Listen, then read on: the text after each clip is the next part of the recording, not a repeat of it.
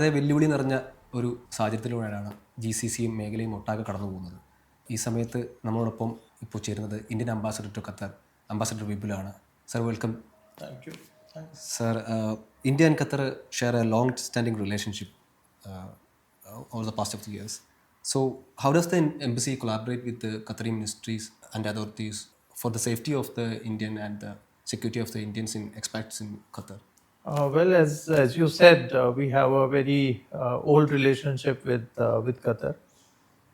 It's a historic relationship which goes back many centuries, and over the last decade and more than a decade, these relations have become even stronger.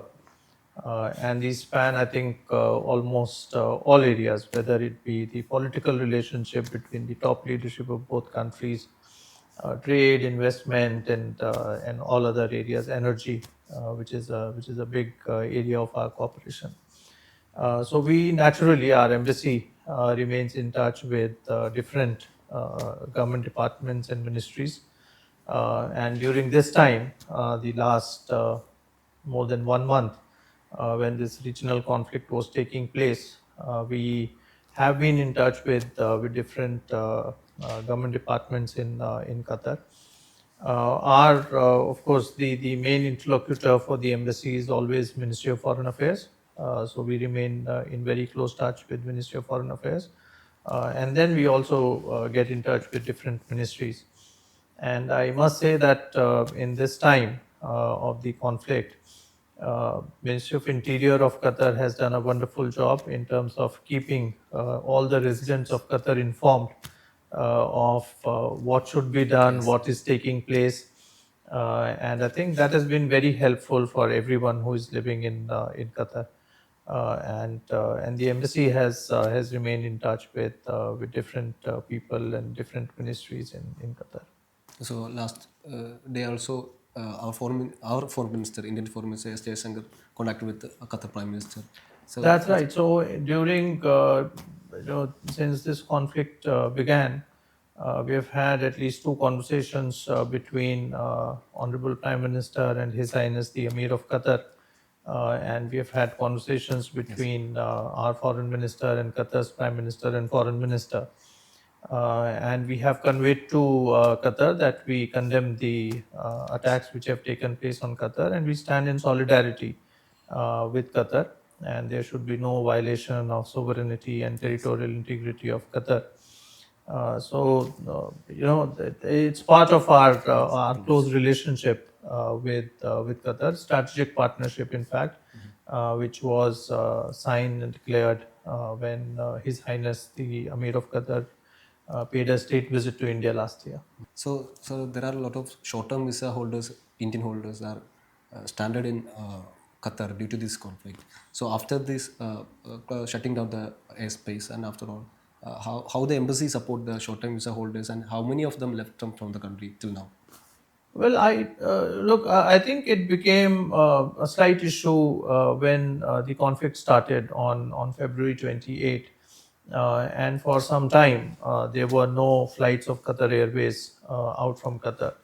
But I think gradually the situation improved because the first flights that were operated from Doha to India, once the conflict began, we did not have flights between February 28 and March 9. From March 9 onwards, there have been flights. Initially, there were very few flights. And from March 18 onwards, we've had 8 to 10 flights every day from Qatar Airways flying to India. So I don't think it became an issue. But at that time, from 28th of February till about 15th of March, at that time, since the flights were either not there or very few, at that time, the embassy coordinated closely with our embassy in Saudi Arabia. So we were facilitating temporary transit visas to Saudi Arabia because some flights were still available from Riyadh. And we know that many people took advantage of that and traveled to India via Saudi Arabia. But then, as I said, since March of 9, when Qatar Airways flights started, many people also left gradually on Qatar Airways flights. because we were running a number of helplines through our 24/7 control room. So the number of telephone calls that we were receiving from the Indian community dropped considerably after 20th of March, because then people were able to take the flights. Yeah. So just to answer your question, we facilitated both in terms of flights of Qatar Airways and then also the temporary transit visas of Saudi Arabia. So do you have any numbers at how many of them? Or We don't have numbers, but we have facilitated, I think, almost 1,500 to 2,000 people for the temporary visas of Saudi Arabia. And then on Qatar Airways flights, since so many flights have been operating, I think more than 50,000 Indians have so far traveled on Qatar Airways flights. That would include both people who were on short-term hire visas as well as other people who have been able to travel. so in this situation, sir, what are the main channels that embassy provided to the community? What are the main channels that you provide informations to the community? Well, a number of channels. For one, since the conflict started, we've been running on more than 100% capacity. And I say more than 100% capacity because not only are we operating, but we're getting volunteers from the community to support us in terms of handling the various queries that we have been receiving. So in terms of our outreach to the community, what we did was immediately after 28th of February, we set up additional helplines 24/7. We were also answering WhatsApp queries as well as our emails. And at the peak of the anxiety of people when travel was not that much available, we were answering almost 600 to 700 queries every day. So we also utilized the services of our Indian community organizations. I remained in constant touch with the 4 apex bodies of Indian community almost every day. I used to have meetings with the presidents of apex Indian community organizations. Then we also reached out to other Indian community organizations. I had at least 2 meetings with the Indian community organizations where we conveyed as to what we are doing, and we encouraged them to bring whatever queries they were receiving to us.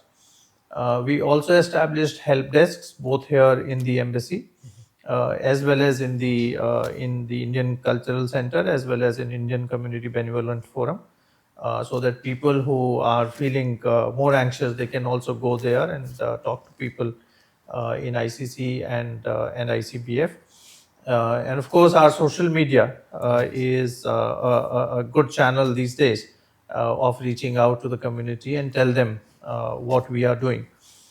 So almost on all days many days during the last 40 days, we have issued either an advisory or an update. And that has included information on travel, on the advisories being issued by Ministry of Interior or Ministry of Commerce of Government of Qatar, education related queries, especially because class 10 and class 12 board exams of CBSE were going on. We've just finished today the JEE main exam here in Doha. So all those kind of issues we have covered in our updates and advisories to the Indian community. So the community leaders also play a big role in this. Oh, absolutely. I always say this. Our population here is very big in Qatar, as we all know. There are more than 800,000 Indians who are living here. And therefore, the role of the Indian community organizations becomes very critical because they act as our branches, and they can reach out to a lot of the Indian community, and we all work together. I must thank all the Indian community organizations, and I think that is the great thing about India. That all our Indian community organizations can work together and bring in the problems that people might be facing. For example, I would say we have a lot of people from Tamil Nadu who are in the fishing business here. the Tamil fishermen, and we are able to reach out to them many a times through the community organizations. And similarly for Kerala, since there is a large Kerala community here, we have a large number of community organizations who are able to reach out to different people. I think that's very good, and we always try to be in touch with all our Indian community organizations. Our community has shown a great resilience during this period, and also regarding job, investment, and safety still persist. So, what is your one message to the anxious Indian community in Qatar? Well, I think you have taken the word yourself. I think we have to be resilient. And naturally, given the very tough situation that the region has faced over the last 40 days, a lot of people are anxious about their jobs, about businesses, about the future as to what is going to happen. So, in these times, especially, and as Indians, we have to be resilient. We have to face the situation with fortitude, and I think we have to have confidence both in Qatar as well as in India that we will be able to get over with this situation. I think we have to thank government of Qatar for facing this situation so well, both in terms of talking to the resident communities here, ensuring that there is no shortage of essential commodities, ensuring that the welfare of the people, the residents here, including Indians, is fully looked after. And I'm sure that as we go along, hopefully things will improve. We have had the ceasefire for 2 weeks now, and hopefully things will settle down once more, and we should be able to live our lives as we used to do.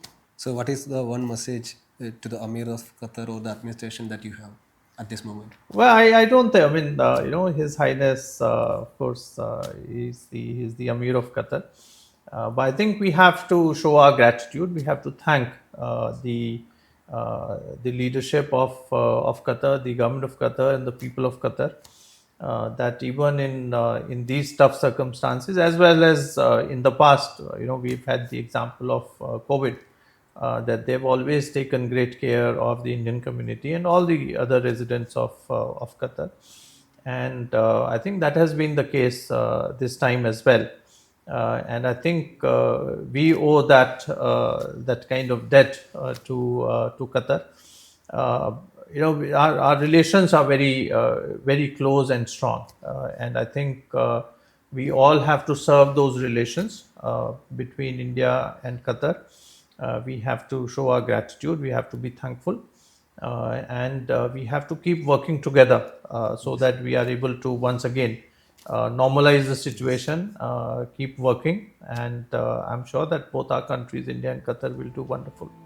Well, to all the audiences of Gulf Madhyamam, all the Indians living in Qatar, I would just say that we have to be resilient. We have faced the situation that has come about over the last 40 days with great resilience and fortitude. And I think we have to keep doing that and hope for peace and stability and normalcy to be back here in Qatar and in this region with which we have such historical relations. And I wish all the best, and I'm sure we will do very well, both for India and for Qatar and for our bilateral relations. So we have to keep working in this direction. Thank you. Thanks a lot. Thank you. Thanks. Yeah.